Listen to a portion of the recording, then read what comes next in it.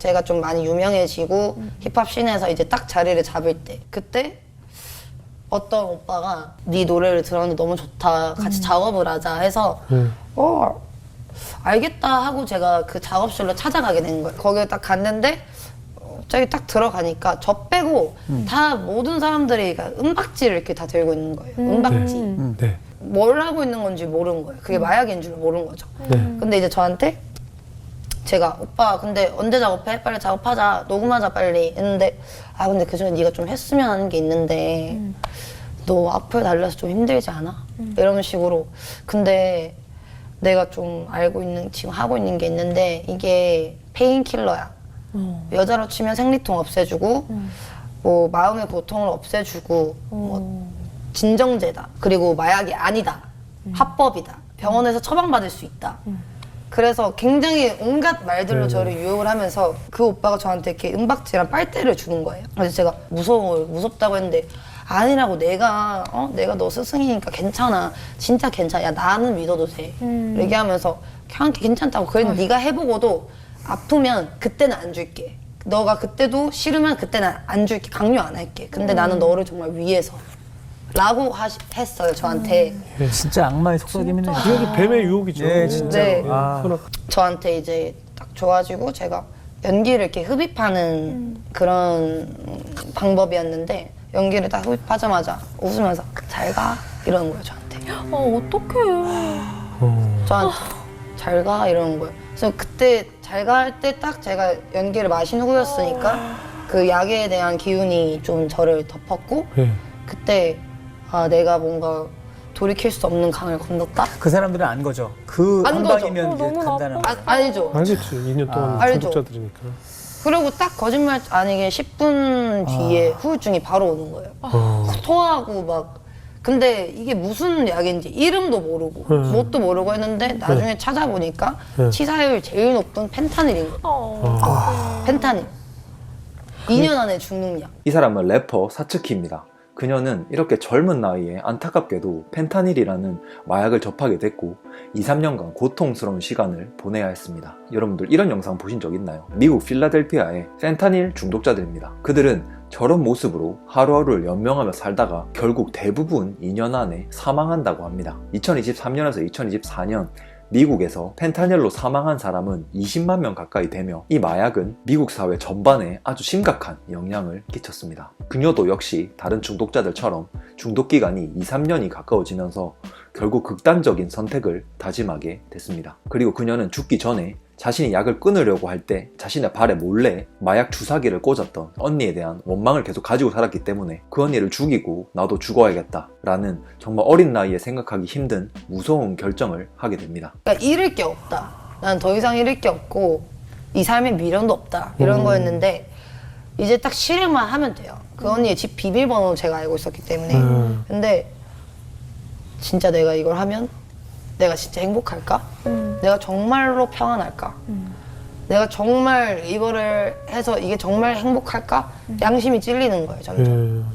양심이 찔리고 와 나는 어릴 때 7살에 내가 아직도 생생한데 이제는 내가 사람을 죽일 계획을 세우네? 하지만 그녀는 다행히도 그 잘못된 계획을 내려놓을 수 있었고 그 순간 문득 누군가가 떠올랐습니다. 평소에 친한 사이는 아니었지만 본인과 비슷하게 마약 중독으로 고생하다가 신앙의 힘으로 마약 중독을 극복하고 현재는 잘 살고 있다는 지인이 떠오른 거죠. 그녀는 마지막 지푸라기를 잡는 심정으로 그에게 전화를 걸었습니다. 그는 다행히도 그녀의 상황을 잘 이해해 주었고 다음날 그녀를 자신이 다니는 교회로 데려갔습니다. 그리고 그때 그녀에게 엄청난 일이 생기게 됩니다. 저를 데리고 이제 택시를 타고 교회로 간 거죠. 근데 이제 되게 막 부끄러웠어요. 교회 안에서 나를 다 쳐다볼 것 같고 그렇죠. 내 상태는 지금 뭐 얼굴 상태나 뭐 문신 있고 근데 되게 목사님이 아랑곳 안 하고 한데 목사님이 이렇게 막 설교를 하시다가 갑자기 저희 목사님 좀 괴짜예요. 근데 저희 목사님이 아 오늘 기분 너무 좋다고 찬양을 해야겠대요. 갑자기 막 찬양 막 혼자 막 부르시는 거예요.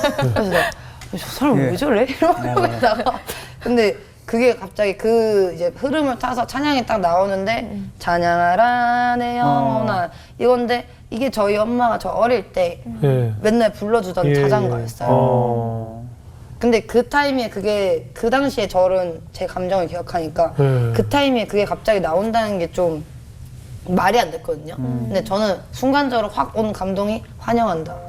내가 너를 무척이나 환영한다. 내가 너를 너무 사랑한다. 라는 근데 와서 좀 기대어라 라는 마음 찬양하라 내 영혼 하는데 제가 그냥 이유를 모르고 있어요. 그냥 막 엄청 울었어요. 미친 듯이. 막 울고 막 우는데 이제 목사님이 나오라고 저를 딱 지목고 나오라고 한 다음에 목사 너 원래 하나님 딸이야 알지? 이렇게 하시면서 머리 잡고 이제 하나님이 어린 양을 위해서 이렇게 저를 기도해 주실 때 이마에서 땀이 너무 나는 거예요. 땀이 막 미친 듯이 나는 거예요. 계속 기도를 받는데 그러고 나서 이제 너가 회개를 할 건데 지금부터 네가 하고 싶은 얘기 있으면 다 해. 대신 예수님 이름 부르고 얘기를 하래요. 처음에는 남들이 같이 있는데 기도를 어떻게 하지? 막 소리를 내서 어떻게 얘기를 하지? 막 이랬는데 4일도 밤새고 오늘이 지나면 내일이 또 올 거고 난 이 모든 걸 견뎌야 하는데 도저히 혼자 할 수가 없다. 뭐 이런 걸 느끼고 나서 눈꺼풀 감을 힘이 없는 거예요. 너무 쥐도 많이 오고 몸이 힘들어서. 그리고 처음으로 이제 예수님 이러고 딱 첫 마디가 자살하기 싫어요. 하면서 제가 막 우는 거예요. 예수님 마약하기 싫어요. 살려주세요. 예수님 삶이 너무 빈 껍데기 같아요. 살려주세요. 예수님 제발 저 좀 살려주세요. 막 우는데 오빠들도 점점 울면서 기도하고 저도 막 예수님 제발 저 좀 사랑해주세요. 제발 이 지옥에서 꺼내주세요. 막 울면서 점점 제가 진실되게 이야기를 다 해야 될 것 같은 거예요. 그래서 그냥 예수님 너무 어릴 때 이렇게 맞았던 거랑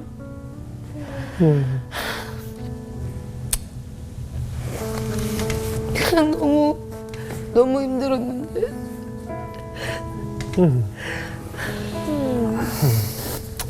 다 떠올랐구나. 제발 저 좀 살려주세요. 근데 제가 너무 잘못한 것들이 많다 하면서 엄마한테 그렇게 했던 것들 회개가 나와요. 점점 제가 마약한 것들 근데 마약하기 싫어요. 제발 도와주세요. 제발 도와주세요 하는데 이제 오빠들도 울면서 기도하고 저도 전심으로 막 다 쏟았어요. 전부 다. 근데 이제 갑자기 제 머리에 누가 이렇게 손을 이렇게 얹는 듯한 그런 뭔가 편안함 그게 딱 오면서 제가 굉장히 뭔가 이렇게 소름이 확 끼치면서 쫙 뭔가 편안해지는 거예요. 그 이후로 제가 그날 한 번에 공황장애나 허리 후유증 뭐 이렇게 제가 교통사고 때문에 허리를 좀 잘 못 폈었고 했는데 다 한 방에 나왔어요. 다 왔어요? 네. 그날 이후로? 네. 다 한 방에. 보통 다 약물 중독이었던 분들은 마약을 끊더라도 정신과 약물 치료를 병행하거든요.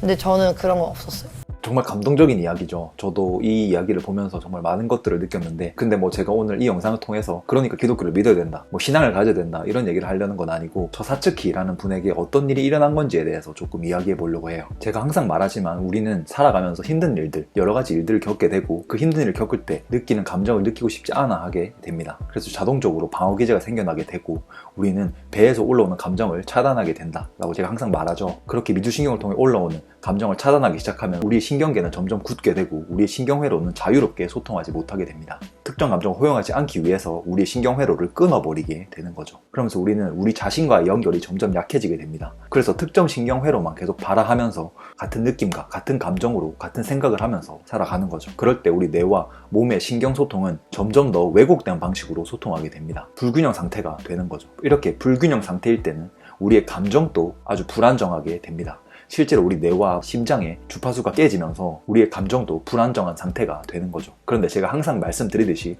우리는 어떤 방식이든 뭐 명상도 좋고 저런 신앙을 통한 어떤 기도나 고백도 좋고 혹은 사랑하는 사람들과의 대화도 될 수 있겠죠. 뭐 그런 과정을 통해서 우리는 내 안의 감정을 허용할 수 있게 됩니다. 아까 사츠키도 기도를 하면서 내 안에 있는 그런 감정을 사람들 앞에서 고백하고 자신의 고통을 인정하면서 평온한 마음이 갑자기 내 몸에 들어왔다라고 말했죠. 그리고 이전에 있던 그 중독 패턴은 사라졌고 원래 항상 있었던 등의 고통도 사라졌습니다. 이것은 뭐 단순한 우연이 아니라 실제로 내 안에 인정하고 싶지 않았던 감정을 인정하면서 우리 뇌와 몸의 신경회로가 다시 깨어나게 됐기 때문입니다. 그때 우리는 엄청난 온전함을 느낄 수 있게 되고 그 온전함을 느끼게 될 때 우리 신경 패턴은 균형을 찾게 되는 거죠. 저사츠키라는 분은 너무 고통스러운 시간을 오랫동안 겪고 있었고 또 펜타닐이라는 마취제를 흡입하는 방식으로 했기 때문에 실제로 내 뇌나 몸의 신경회로가 점점 더 약해지고 결국에는 끊어져 버리게 된 겁니다. 그런데 그만큼 극단적인 고통을 경험한 만큼 아주 큰 뇌와 몸의 일관성을 경험하게 됐고 아주 깊은 회복을 하게 된 거죠. 물론 저런 경험은 쉽게 일어나지 않습니다. 모두가 자신의 고통을 인정하는 방식이 다르고